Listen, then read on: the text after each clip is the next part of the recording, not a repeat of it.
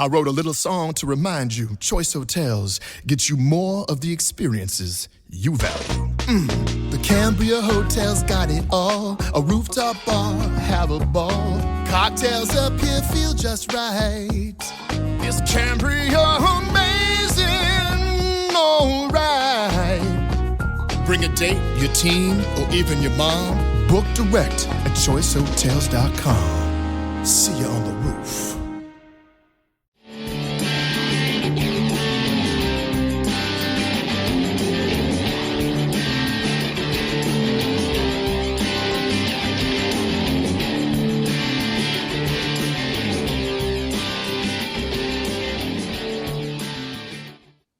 Well, here we go. It's racing back, and we have got a very special visitor today. Great old friend of mine. We spent many an hour travelling the world, watching him win world title. Wayne Gardner joins Racing Back. Wayne, thank you so much for joining us. And I've got to say, you look really well. You look full of beans. Yeah, thank you, Nick. It's been a long time between drinks, and I haven't seen you two for a long time, from the British days, from the UK days. My last Grand Prix was, South Africa, I think it was absolutely, back in 92, I think. So it's good to see your smiling faces, and nothing changes. And yeah, I moved on and doing other things. I don't go to many races now. I'll be going to Phillip Island this year, the Grand Prix, although I have had a bit of an argument with them over the past couple of years. But look, being the last GP down there, I'm definitely going. I've been invited by them, and which is really, I'm looking forward to it. To see I was there for the first one, and I was there for the last one. That's all that matters to me. That's pretty special, isn't it? Yeah. We had Stu Shenton on last week. He said you're the most, I think he meant bloody-minded, tough rider, hardest rider that he's ever had to work with. I think that's a pretty fair estimation, is it? Well, I was. Yeah, now, well, actually, sorry. My determination's still carrying on. I don't give up. I fight for everything that I want in life, and now I'm in different types of businesses, and I'm still fighting hard, and even against all the odds. But look, there's an old saying: if you haven't got a good enough bike, sometimes you got to fight for it harder. So I had to find solutions while I'm on the bike to issues with the bike, and I think you'd probably agree. Honda did not understand how a bike works in those earlier years, right. Because they were engineering it the wrong way. They were going down with the center of gravity. And we needed to go up with the center of gravity. So when I asked Honda, went, no, we send you a Formula One engineer, and he's pushed it down, 35 millimeter more. And I went, really?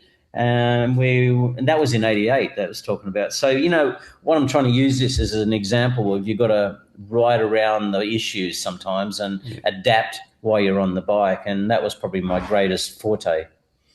35 mil down is up, it's a big adjustment. And you were telling me off air, there's a story as how Honda came by the measurements they needed. Well, that's a good point, Julian. Yeah, look, Honda, obviously, they move staff around a lot inside Honda, and there's, HRC, the racing department, and they got somebody from Formula One because their Formula One program stopped or something. And anyway, they put a Formula One guy in there to engineer the chassis on the bike.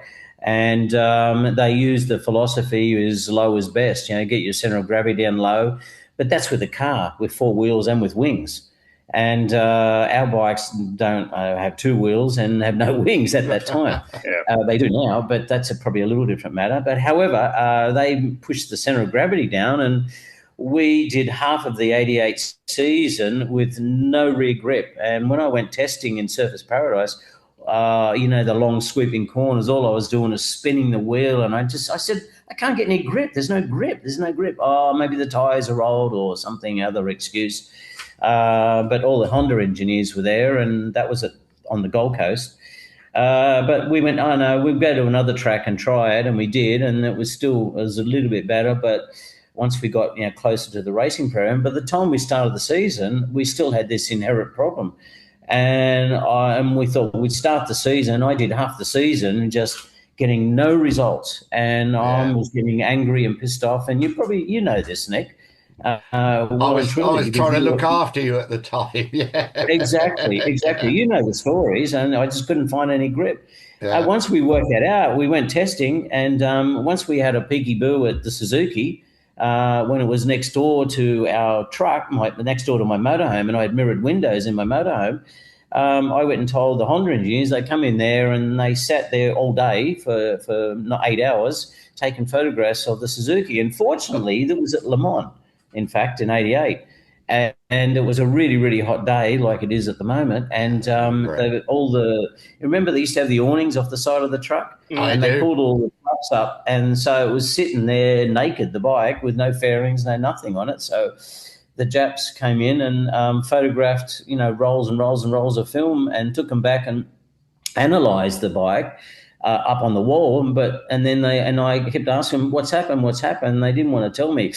Ooh, big difference, and when they sucked their teeth, and I went, but what's the difference? Ooh, and they don't want us to give away the information, and I said, no, tell me. And they went, no. I said, no, you have to tell me. I said, listen, I wouldn't have got you if I wasn't going to get the information. So technically I'm quite bright with all this stuff, because I've done a lot of testing for Honda. And so they then, a big difference, Wayne, son. We make full scale on the wall and we measured everything. Oh, big difference. And I said, what's the difference? Oh, well, but the engine has gone up 35 millimeter from where we are now. And I went, what? And he said, yeah. And the swinging arm angle is much greater and the fork angle is much bigger. And I went, really? And they went, yeah. And I said, well, we've always had trouble with wheel spin and sliding, with the bike. And then I thought back to the days of the '88, and we had that same problem until we raised the bike in a private test. And we went up 35 mil just on the right adjustment on the bike. In other words, pushing the shock further down and pushing the forks through. And once we got it up there, I won 4 or 5 races in a row, and I got back into the title championship. And that was in '88 until we went to Paul Ricard, which was I needed to win that, and over the race distance, it was a big dogfight between many riders, Lawson and Schwantz and myself and whatever. But what we did was we went there with the bike higher, which was all working perfect. As I said, 4 wins in a row. And I thought I can win this, which I did. And I pulled out about a 2-second lead or 1.5 or 2-second lead on them on the last lap. I think I've got this, and good. I'm going to have a chance at winning the championship. And of course, at the end of the back straight, when I looked down and it started to, and I turned in, and I had this almighty big slide, and I nearly jumped off it at like about 400 mile an hour, it felt like. And I somewhere or other stayed on it, and I'm still in the lead, and I looked down and the temperature's off the clock, and what had happened, and it just went on to 3 cylinders, and it locked up, it freed, and then I kind of chug, got it home, but by then they all came by me, and I think I finished 4th in the race, in fact, even with the seized cylinder. So that was the day that I lost my second championship, and I was really disappointed because once we understood the problem, then we fixed that, for the rest of the year, and I could get back to winning ways. But unfortunately, my championship, by losing that race, I needed that win, and then shit happened. So, I lost the championship, which I'm still look back and go, I could have won that thing, So, but anyway, that's racing, as they say. It is, yeah. And Stu Shenton, again, Wayne said that's the best race he's ever seen, that race at Paul Ricard. And both Julian and I were there, weren't we, Julian? It was amazing, yeah. The day he lost the championship. Oh, it was a bittersweet taste, to be honest. Yeah. And I've just launched, you probably see this, my Gardner 87 electric bikes, hybrid bikes. Oh, yeah. And at that race, you don't know this, but at that race, I had the Prince Albert II. Oh, yes. He came down to the Paul Ricard race with his bodyguards and everybody else because he's a personal friend of mine. So I've known the Prince from that day, and my mum and dad were there too. And they were in my motorhome, and the Prince came by, and he came inside and meet my parents and someone who were no longer alive now, sadly. And so I had a bittersweet taste that weekend of losing my chance at the championship, but getting to meet the Prince and getting to meet him, and we've become friends. And in fact, just the other day, I've now officially launched it's an SARL business in Monaco, the Gardner 87 hybrid bikes, and they're assembled in Monaco. So. He came to our small launch the other night, and he was there, and we got photos. If you go onto my Facebook page, you'll be able to see all that. But we're still friends to this day. And he came in, and his bodyguard said, "Oh, he's got 15 minutes here because he's a busy man." I said, "I get that." But he came in and he stayed for about an hour and a half, so drinking beers and having fun and laughing. So whenever I go and do something, I try really, really hard, and then I'm in the lap of the gods to see what happens. But whenever I've got my chance, I give my 100%. To everything that I'm doing, that I'm focused on, and that's riding the bike or whether in business or so on. So the culture it doesn't change inside me. That's what I'm trying to say. And Stuart's exactly right. I'm hard-headed, and I won't give up. And that's probably my best or worst strategy, that I have. But the year before, 87, boy, what a year for you when you did win the world title. Yeah, that came as a surprise as well, Nick. You probably remember that Freddie was my teammate that year. Yes. And we were going down to Jerez, I think. Yeah. And then the Japanese come and said to me, a Guma or somebody it was then, said, "Oh, Freddie's not coming." And I went, "Oh, where's Freddie?" Because I was meant to be his apprentice, essentially, for the year. It was my learning year from Freddie, because he's a god, and he still is, and I love Freddie to death. I think he's kind, sweet, he's everything, and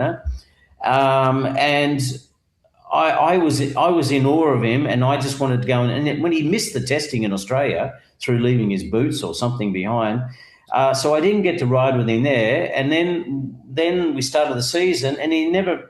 I don't think there was even a race he turned up. No. There was the famous postcard in Motorcycle News of all the teams sitting there, and they just said, "Wish you were here." And it was just the bike in the paddock. That's right. Freddie. That's Freddie. Right. Yeah. And then I'm going, "Where is it?" And the Japanese put their arm around me and said, "Wayne-san, you have to win now." I went, "What?" "Yeah, you have to win the championship. We all our eggs are in this basket. You have to win.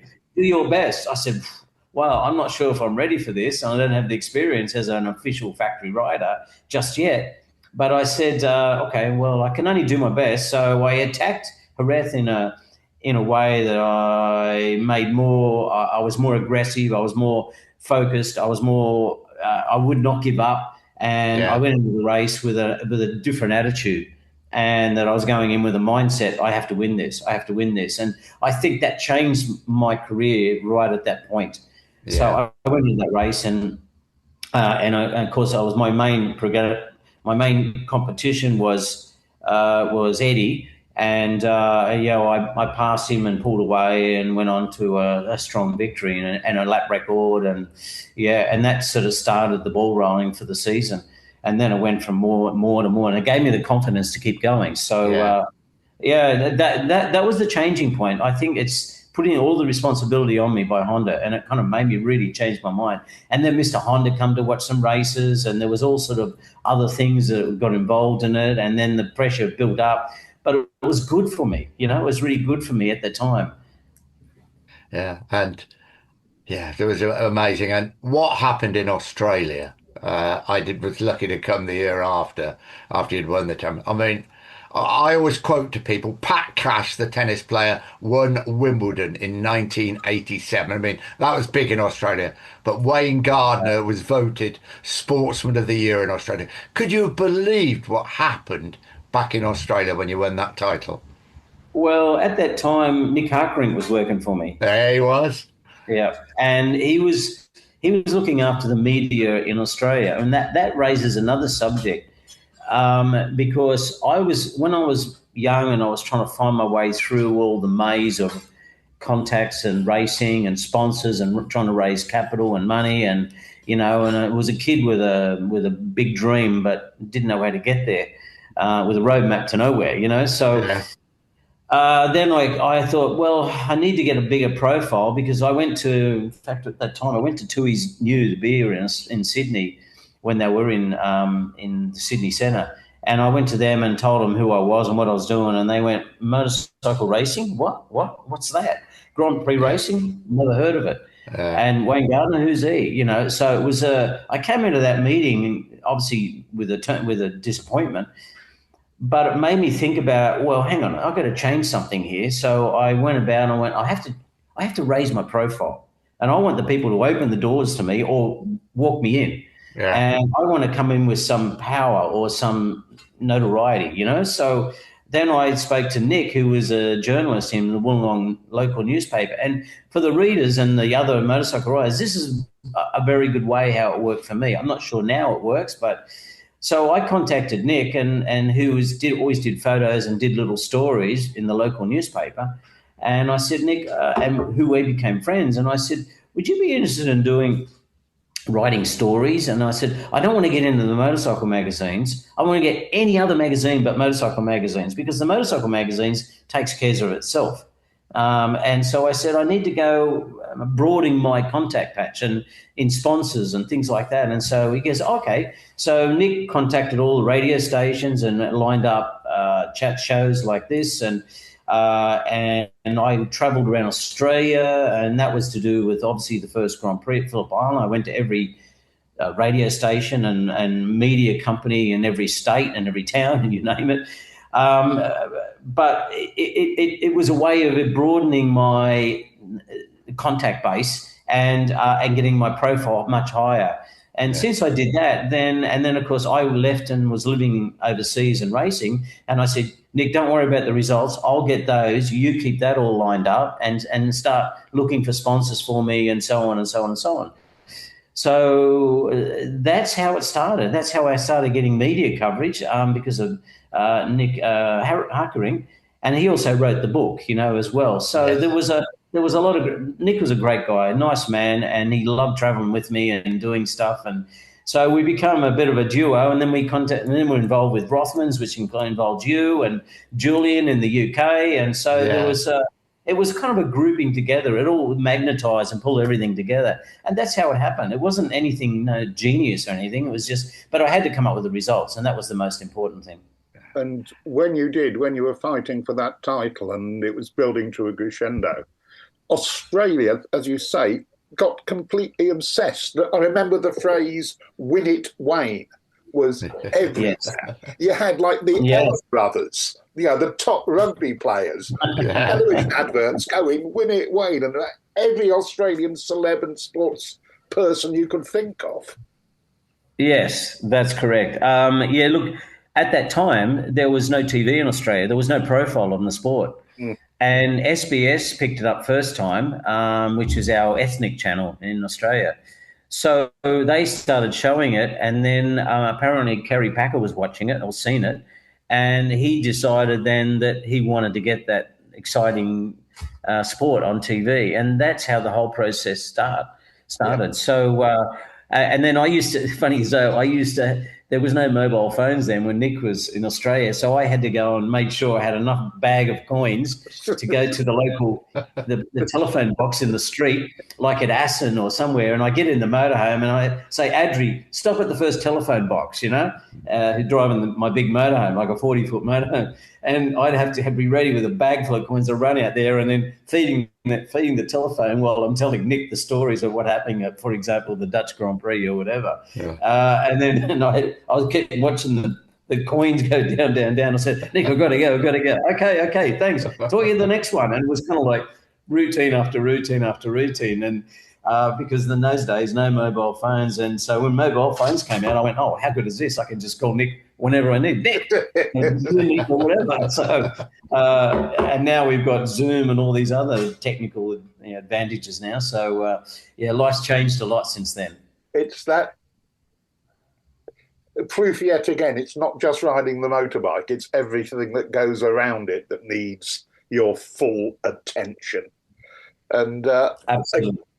Again, I just go back to that first Phillip Island Grand Prix, and perhaps the most fabulous TV commentary I've ever heard as well. It was just... Yeah, with Darrell Eastlake. Yes. Darrell Eastlake, Barry Sheen.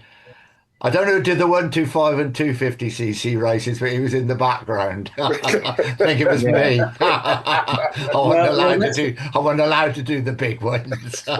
Well, that's another amazing story, how that happened. I mean, I didn't predict all this happened, but through all the marketing of what I've just explained, and through my successes, winning the championship, then I got invited to Adelaide, funny as though, and I said, could you do a display ride around Adelaide?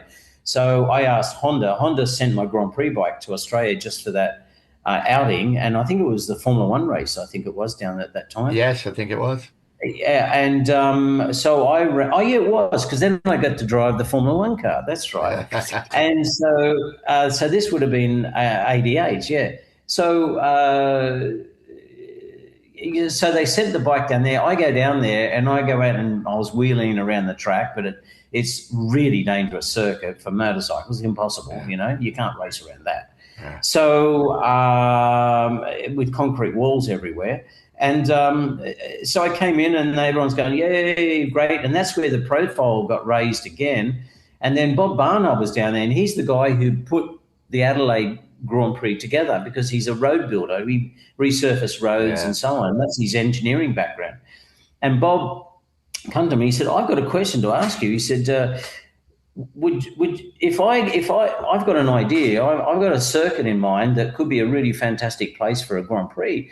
I said, well, you can't have that here. And he goes, no, not here, another place. I'm not going to say where and what. Yeah. And I said, oh, okay. He said, but I think the timing's right. I mean, we've got you as a world champion. We've got huge audiences now. Everybody wants it on TV. Channel 9's got it on TV. I want to put a race on. Would you help me? He said, I'm not going to do this without you. And I went, oh, okay. Well, look, I'm really busy. I'm still doing Grand Prix and at that time. And he said, that's okay, I'll work in with you. He said, I'll fly over and meet you and we can touch base. So I went, okay, and I didn't know where. So then he called me a couple of weeks later and he said, I want you to come down and have a look at a track. So he said, it's down in a place called Phillip Island. I went, where's that? And so I flew down there and he said, look, I want to do this. This is the track. We went around the track and it was all broken down. There was grass growing through it.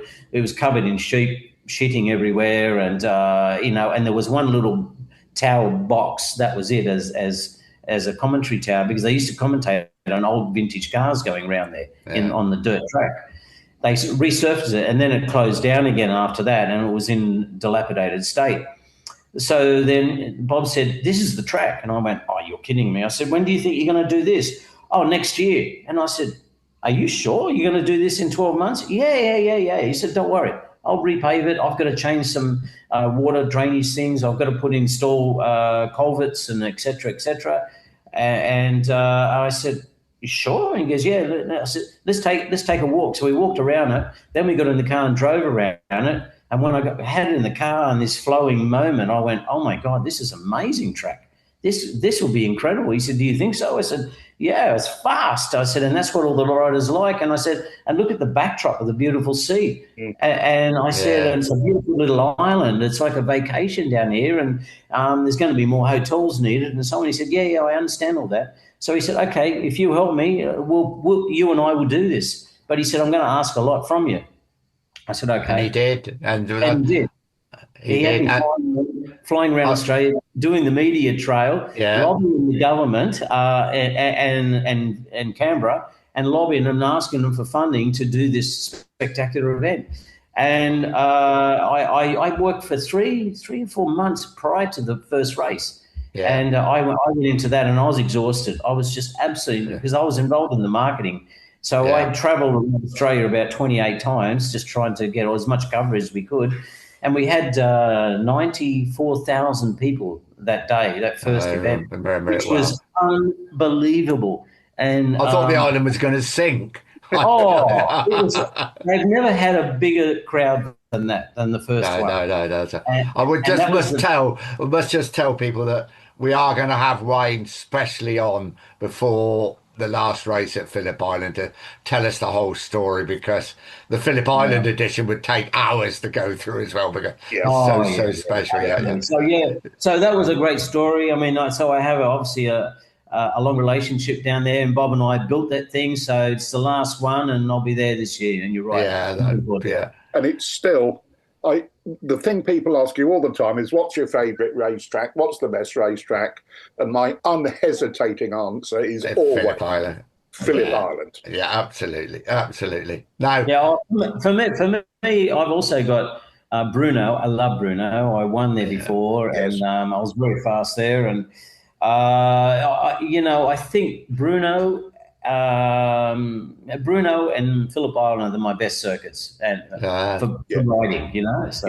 And looking at the two circuits, similar in some ways, aren't they? They're undulating and some fast flowing bends and everything else. Yeah.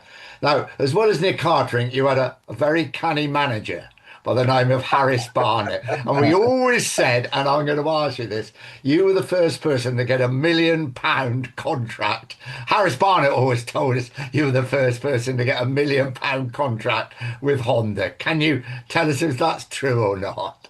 Oh, I think probably a bit more than that, to be honest. £1 million doesn't quite cut it, but he was being politically correct at the time. But it was more like several millions, So when you race for Honda and of course Rothmans, they were big payers, and I was very proud to be involved with Rothmans and Honda, at that time. But the thing that disappointed me was Honda's engineering at that time, as I've pointed out already. That was the kind of big disappointment, and I think that was the shock. On the size of Honda, you would have thought they would have known how bikes actually really work. But they didn't. They actually didn't. And there was a big lesson in this to realise that all the weight should be going up, not down. It's not a Formula One car. It hasn't got big tyres this wide, And you've only got a little patch area, and you've got to be able to transfer the weight on the rear and transfer the weight onto the front. And that was the big shake-up. And then after that, so after we engineered the bike a lot better, and I did all the testing for them, we then went and they said, we've got another idea. We want to try this engine, which was at Phillip Island, where we tried again, which was the Big Bang engine. And that was the start of that. And Mick was my teammate at the time, and I really liked it because I couldn't understand how I was 2 seconds a lap faster, but it felt like I was going slower. And the tyre condition was way better. And I'm going, I don't get this.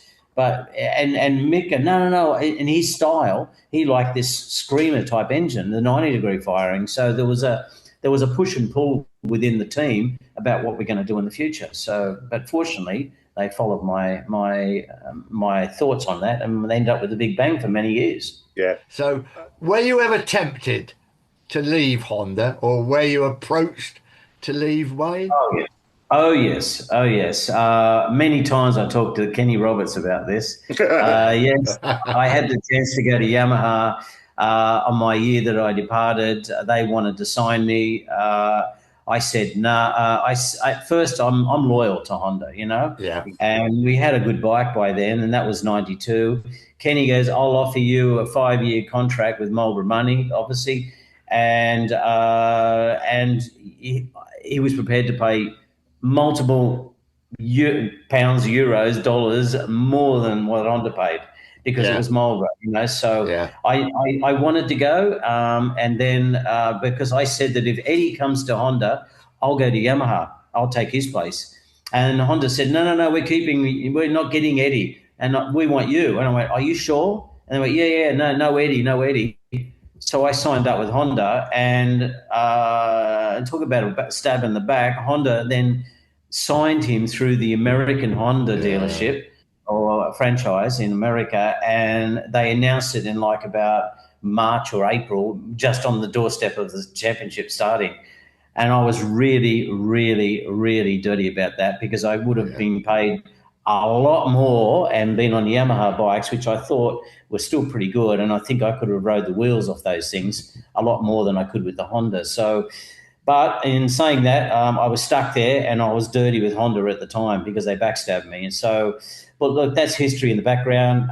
Moves on. That's what happened in my career, and unfortunately, I didn't get to win only one championship in my time. So sadly, only because of failures and being backstabbed and so on. But look, that's racing. That's what happened, and that's my past. Yeah, I think you've come out the other side pretty well, haven't you?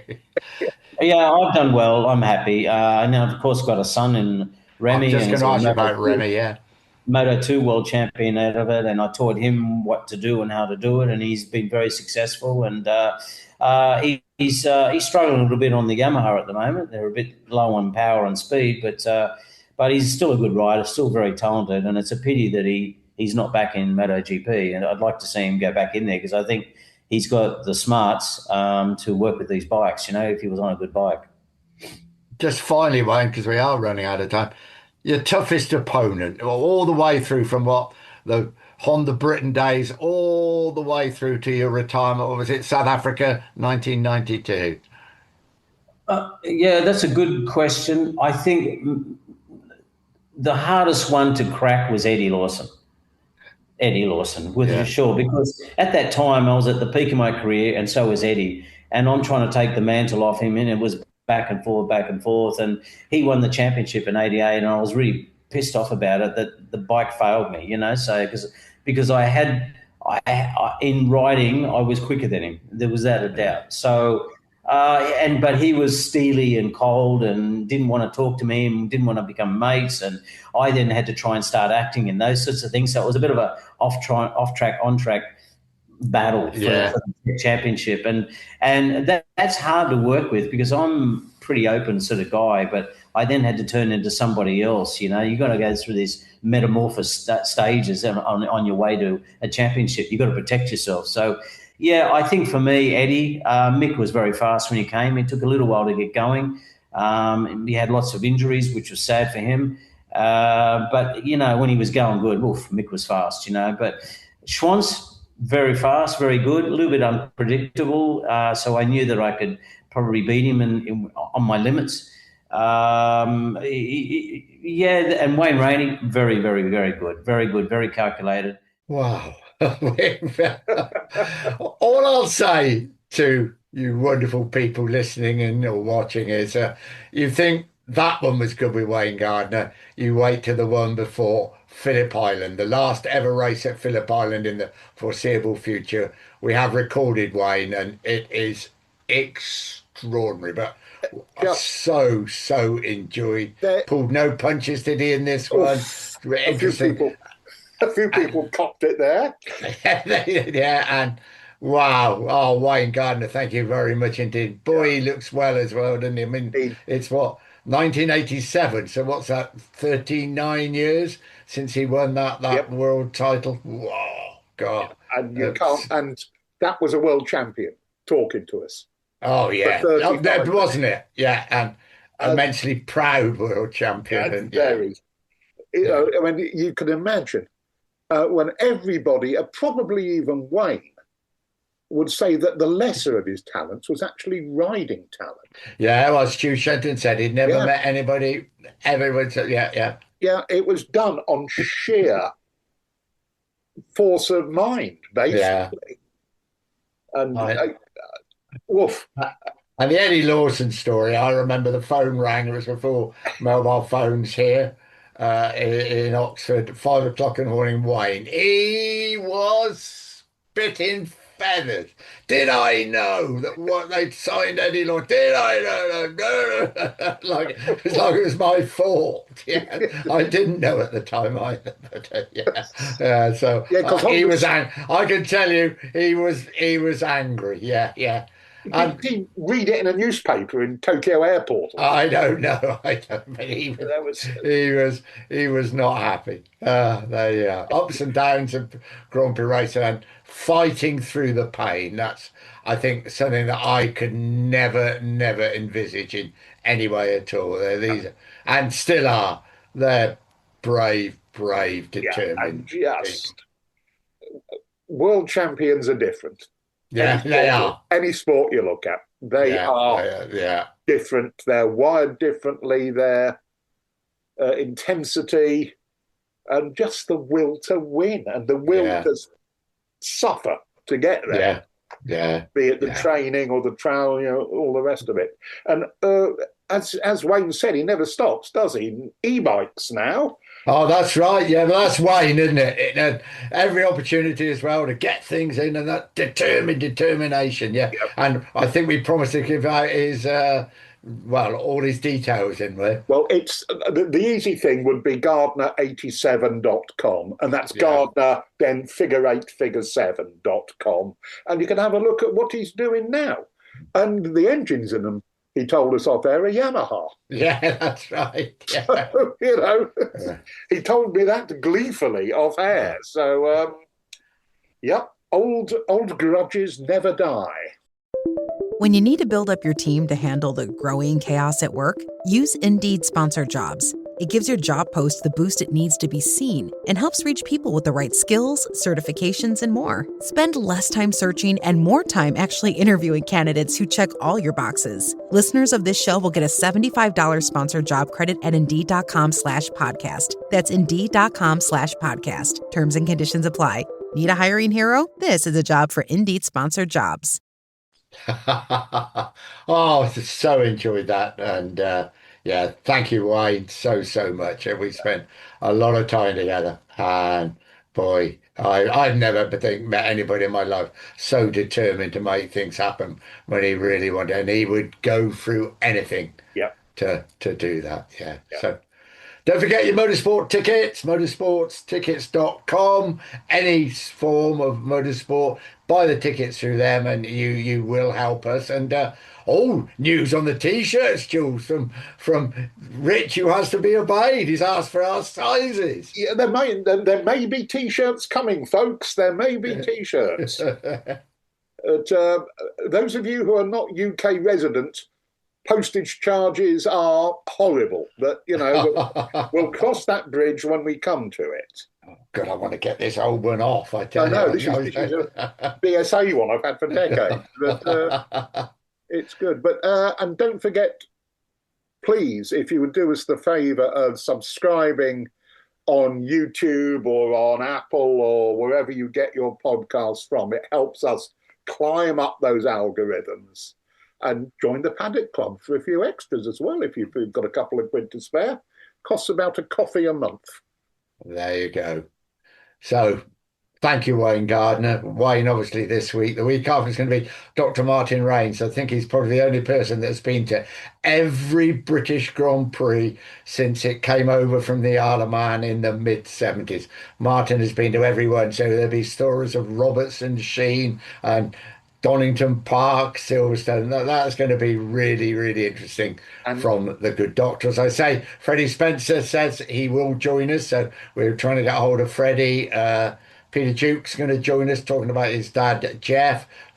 So lots and lots of things to look forward to. But also prepare for the last race at Phillip Island because Wayne Gardner has done a most incredible interview. So Wayne Gardner's story at Phillip Island. We didn't have a lot to say, did we?